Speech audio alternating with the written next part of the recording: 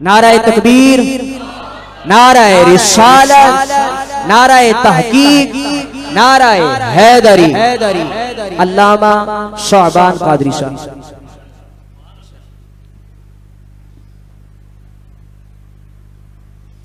نحمده ونصلي ونسلم على رسوله الكريم، اما بعد فاعوذ بالله من الشيطان الرجيم، بسم الله الرحمن الرحيم۔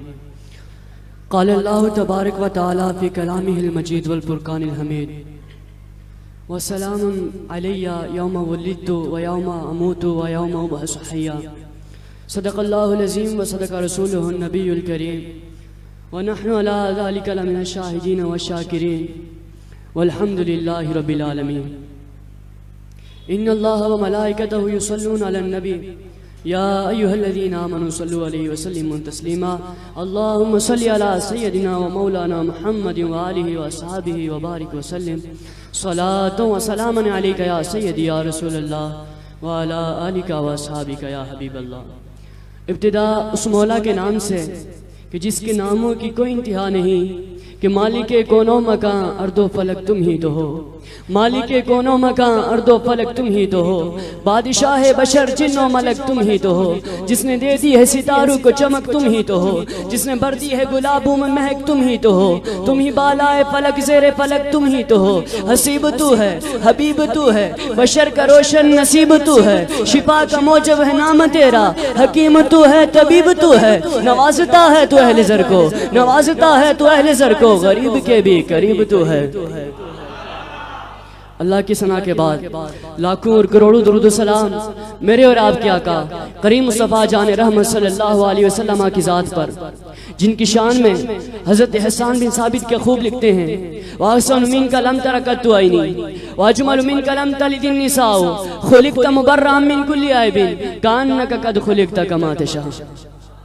حمد و ثنا کے بعد نہایت واجب القدر علماء کرام اور حاضرین مجلس، السلام علیکم ورحمۃ اللہ وبرکاتہ۔ آپ لوگ خوش قسمت ہیں کہ آج آپ اس ہستی کے اصال ثواب کی محفل میں آئے ہیں جو ولی کامل ہیں، شیخ العزیز حضرت علامہ مولانا استاد محترم مفتی شاہنواز عباسی صاحب ہیں۔ میں قسم کھا کر کہتا ہوں، میرا رب گواہ ہے، آج تک میں نے اپنی زندگی میں استاد محترم سے بڑھ کر کوئی مخلص شخص نہیں دیکھا۔ میرا جو آج کا موضوع ہے، اللہ تبارک و تعالیٰ قرآن عظیم میں ارشاد فرماتا ہے: وَالسَّلَامُ عَلَيَّ يَوْمَ وُلِدتُّ وَيَوْمَ أَمُوتُ وَيَوْمَ أُبْعَثُ حَيًّا۔ لوگ اعتراض کرتے ہیں کہ کیا میلاد بنایا جائے، وہ اعتراض کرتے ہیں کہ میلاد بنانا جائز نہیں۔ تو جو فرمائیے گا، اللہ تبارک و تعالیٰ قرآن عظیم میں ارشاد فرماتا ہے کہ وَالسَّلَامُ عَلَيَّ يَوْمَ وُلِدتُّ، کہ سلامتی ہو اس دن پر کہ جس دن مصطفیٰ جان رحمت کی ولادت ہوئی۔ جب مصطفیٰ جان رحمت خود اپنے میلاد کی خوشی بنا رہے ہیں، اس دن پر درود بھیج رہے ہیں، سلام بھیج رہے ہیں، جس دن مصطفیٰ جان رحمت اس کائنات میں آئے تو پھر ہم مصطفیٰ کے غلام کیوں نہ مصطفیٰ کی آمد کی خوشی بنائیں۔ حدیث مبارکہ ہے، حضرت ابو قتادہ سے مروی ہے، صحیح مسلم کی حدیث ہے: سئلہ رسول صلی اللہ علیہ وسلم عن صوم یوم الاثنین، کہ حضور صلی اللہ علیہ وسلم سے سوال کیا گیا، یا رسول اللہ صلی اللہ علیہ وسلم آپ پیر کے دن روزہ کیوں رکھتے ہیں؟ قال رسول اللہ صلی اللہ علیہ وسلم، اللہ کے حبیب نے ارشاد فرمایا: ذاک یوم ولدت فیہ، کہ یہ وہ دن ہے، میں بتاتا ہوں، حضور فرماتے ہیں میں بتاتا ہوں کہ میں اس دن روزہ کیوں رکھتا ہوں۔ فرماتے ہیں کہ یہ وہ دن ہے جس دن میری ولادت ہوئی ہے۔ حضور نے خود اپنے میلاد کی خوشی بنائی ہے، پیر کے دن محبوب پیدا ہوئے اور اس دن آپ روزہ رکھا کرتے تھے، اپنی ولادت کی خوشی منایا کرتے تھے، تو پھر ہم مصطفیٰ کے غلام مصطفیٰ کی میلاد کی خوشی کیوں نہ بنائیں؟ روایت میں آتا ہے، حضرت زینب بن ابی سلمہ سے روایت ہے، صحیح بخاری کی حدیث ہے، توجہ فرمائیے گا۔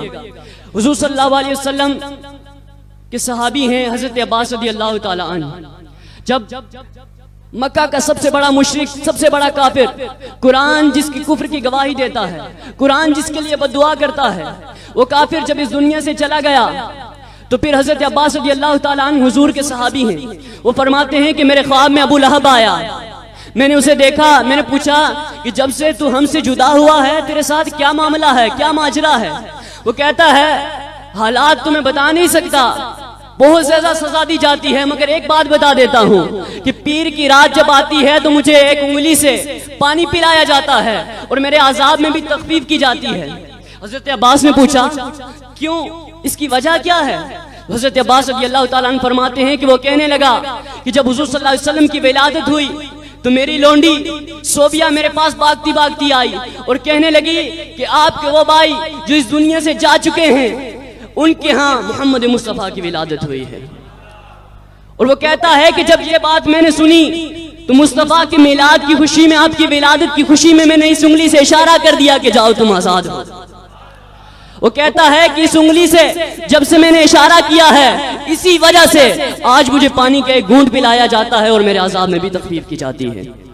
اب بتائیے وہ کافر قرآن جس کی کفر کی گواہی دیتا ہے, قرآن جس کے لیے بد دعا کرتا ہے تبت یدا ابی لہب وتب, بتائیے اگر وہ کافر مصطفیٰ کا میلاد بناتا ہے اس کے عذاب میں تخفیف کی جاتی ہے, اسے پانی کا گھونٹ پلایا جاتا ہے, تو ہم مصطفیٰ کے غلام جب میلاد بنا کر مصطفیٰ کی بارگاہ میں کلمہ بروز محشر جمع ہوں گے تو بتائیے مصطفیٰ کس طرح سینے سے لگائیں گے؟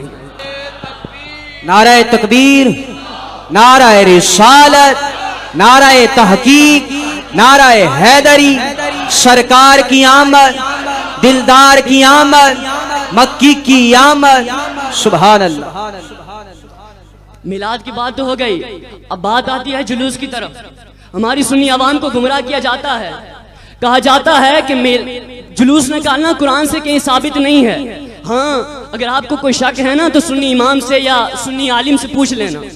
اب وہ جس کو گمراہ کیا گیا وہ عالم کے پاس آتا ہے یا مسجد امام کے پاس آتا ہے, کہتا ہے کیا امام صاحب قرآن سے جلوس نکالنا ثابت ہے؟ امام صاحب کہتے ہیں قرآن سے تو ثابت نہیں, مگر کہتا ہے بس امام صاحب اتنا ہی سننا تھا کہ قرآن سے ثابت نہیں. اب وہ شخص گمراہ ہو جاتا ہے. میں کہتا ہوں کہ ہمارے نزدیک جلوس نکالنا سنت ہے, مستحب ہے, جائز ہے, فرض و واجب نہیں ہے. میں قرآن کھول کر دیتا ہوں, فجر کی 2 رکعت نماز فرض ہے, ظہر کی 4 رکعت نماز فرض ہے, عصر کی 4 رکعت نماز فرض ہے, مغرب کی 3 رکعت نماز فرض ہے, عشاء کی 4 رکعت نماز فرض ہے. قرآن میں کھول کے دیتا ہوں, آپ مجھے دکھائیے کہ قرآن میں کیا یہ فرض ہے. اگر قرآن میں یہ فرض نہیں ہے تو پھر ہم جسے جائز, مستحب و سنت کہتے ہیں وہ ہم قرآن سے کیسے دکھائیں؟ اور ایک حدیث مبارکہ ہے, حضرت ابو بکر صدیق رضی اللہ تعالیٰ عنہ بیان فرماتے ہیں کہ جب ہم نے ہجرت کی, جب حضور نے ہجرت کی تو آپ کے ساتھ آپ کے صحابی حضرت سیدنا ابو بکر صدیق رضی اللہ تعالیٰ عنہ. حضرت ابو بکر فرماتے ہیں کہ جب ہم مدینہ پہنچے تو اختلاف ہو گیا کہ حضور کس کے گھر قیام کریں گے. حضور صلی اللہ علیہ وسلم نے ارشاد فرمایا کہ میں اپنے دادا عبد المطلب کے قبیلے بنو نجار میں قیام کروں گا. حضرت ابو بکر فرماتے ہیں کہ جب ہم وہاں پہنچے میں نے دیکھا عورتیں اور بچے چھتوں پر کھڑے تھے, نوجوان اور خدام گلیوں میں اتر آئے تھے اور یہ نعرہ لگایا جا رہا تھا جا رسول اللہ صلی اللہ علیہ وسلم, کہ یعنی مصطفیٰ جان رحمت تشریف لائے ہیں, مصطفیٰ موجود ہیں, ابو بکر صدیق موجود ہیں, نعرے لگائے جا رہے ہیں, جلوس نکالا جا رہا ہے. مصطفیٰ نے منع نہ کیا, ابو بکر نے منع نہ کیا, تو پھر تم کون ہوتے ہو ہمیں جلوس سے منع کرنے والے؟ حضور صلی اللہ علیہ وسلم کی سنت ہے جلوس نکالنا, صحابہ کی سنت ہے, صحابہ کے دور میں بھی جلوس نکالا گیا.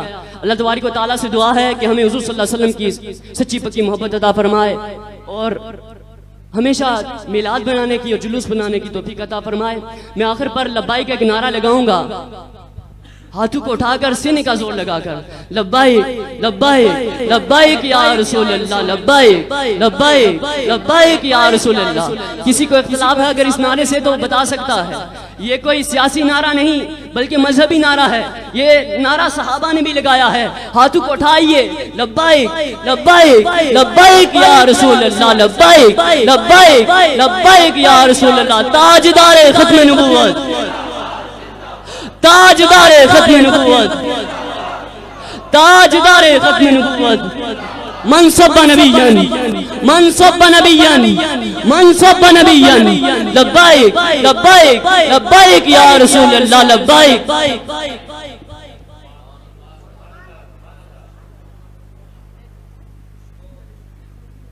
نہایت ہی خوبصورت انداز میں اور بابرکت آواز میں خطاب ذیشان فرما رہے تھے وقت کے عالم علامہ صعبان قادری صاحب رضوی صاحب، اور میلاد مصطفیٰ صلی اللہ علیہ وآلہ وسلم کے حوالے سے آپ احباب کی سماعتوں کی نظر اپنی گفتگو فرما رہے تھے۔